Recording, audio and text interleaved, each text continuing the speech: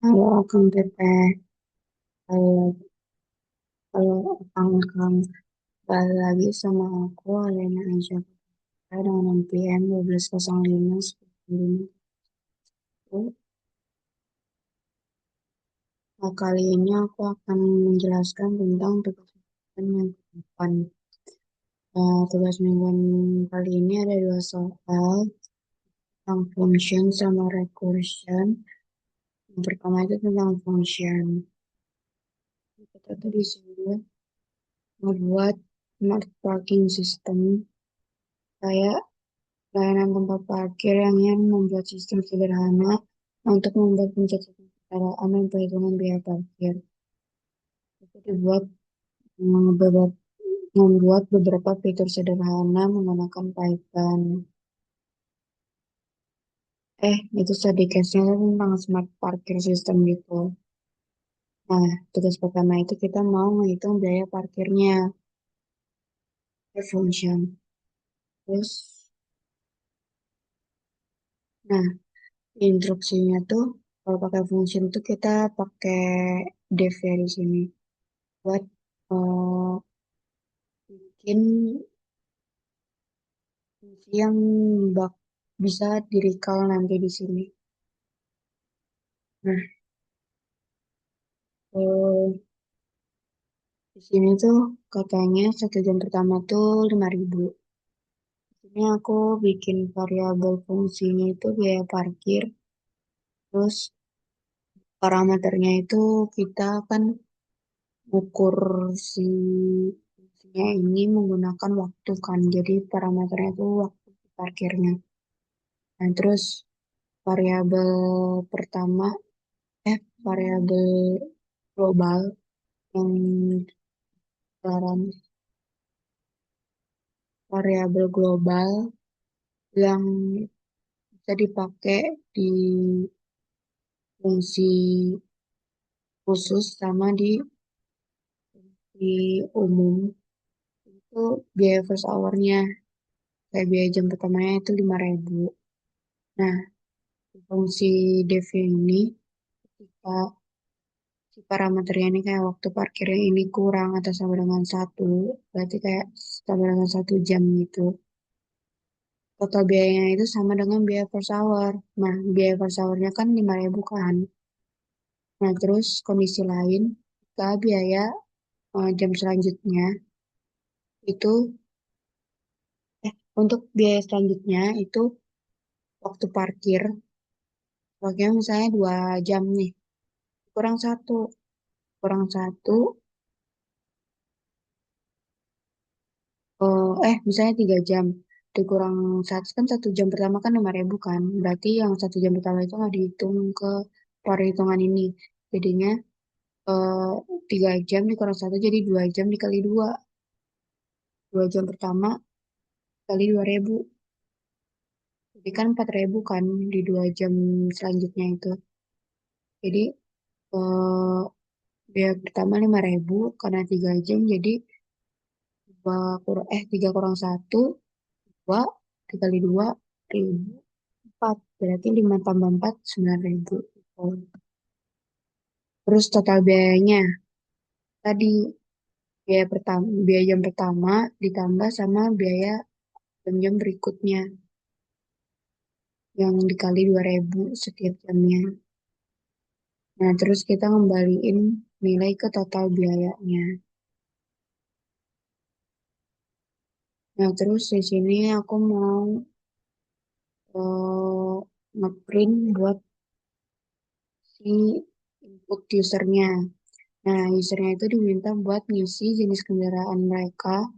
Jangan lupa di sini kasih input. Terus kalau mau input eh, text string gitu, jangan lupa eh, pakai apa namanya kayak ini, ketik dua. Nah, terus usernya juga disuruh input plat nomor. Nah, karena plat nomor kan ada angkanya ya, nggak mungkin integer doang. Berarti di sini aku juga pakai string. Terus waktu parkir buat parameternya. Nah, di sini karena dia cuman butuh angka bulat, jadi aku pakai integer. Kejar input, masukkan nomor parkir Anda, nih, dihitungnya per jam. Eh, integer sama input tuh tulisannya jangan terbalik. Nanti dia bakal ngebaca, inputnya bakal ngebaca string. Jadi aku balik jadinya kayak aneh gitu. Terus tetap kita mau nge-recall sih fungsi khusus ini. Kayak total biayanya sama dengan di perhitungan biaya ini dengan parameter waktu parkir. Terus nanti kalau udah ke print deh invoice-nya, barangnya apa, plat nomornya apa, waktu biaya parkirnya berapa, terus nanti keluar total biaya parkirnya berapa. Kita coba saja.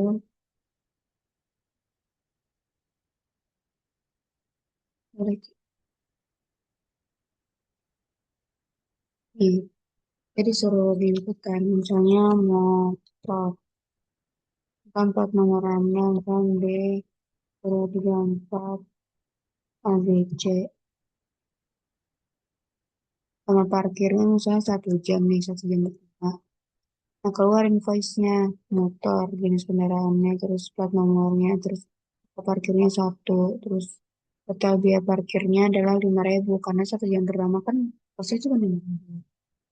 Nah, terus kita mau coba yang lain, misal kendaraannya mobil, masukkan plat nomor Anda, misalnya D, 0,87, XYZ, XYZ. Nah, kira misalnya 3 jam. Nah, ini keluar deh 9.000. Kalau alarm itu akan teteh. Soal nomor 1, kita lanjut ke soal nomor 2. Kalau tadi kita mau bikin fungsi buat biaya parkir. Kita di sini yang tugas kedua itu buat hitung mundur keluar parkir pakai recursive function. Jadi kayak kendaraannya mau keluar nih.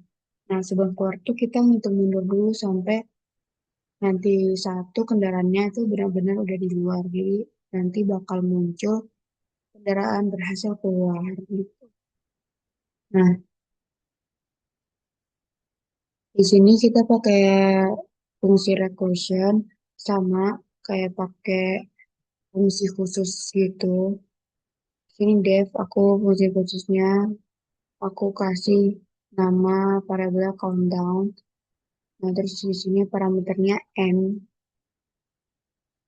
Terus if n kurang dari 1, jadi kayak kalau n-nya udah kurang dari 1, hitungannya udah kan udah 3, 2, 1.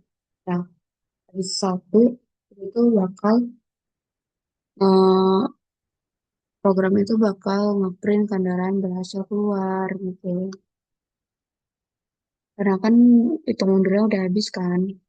Terus kondisi lain print n, print si n-nya itu nanti yang bakal user input mau berapapun nilainya. Terus countdown n kurang 1.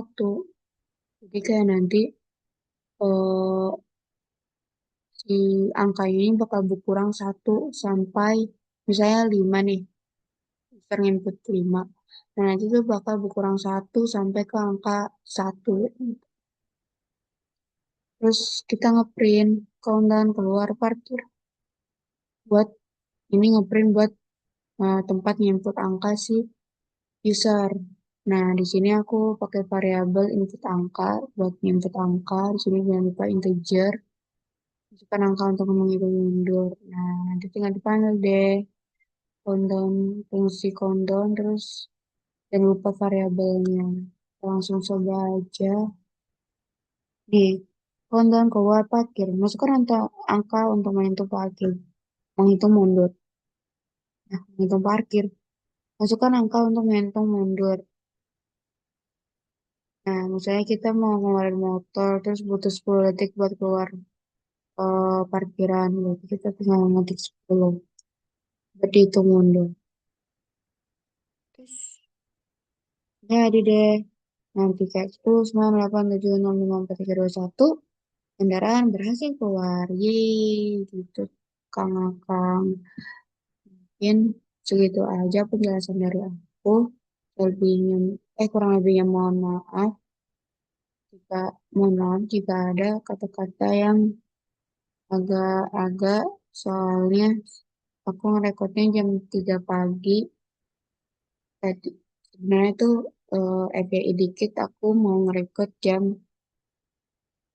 10 malam kemarin, cuman ketiduran. Dan alhamdulillahnya kebangun, kalau enggak besok pagi, dan seterusnya aku nggak akan ada waktu untuk record.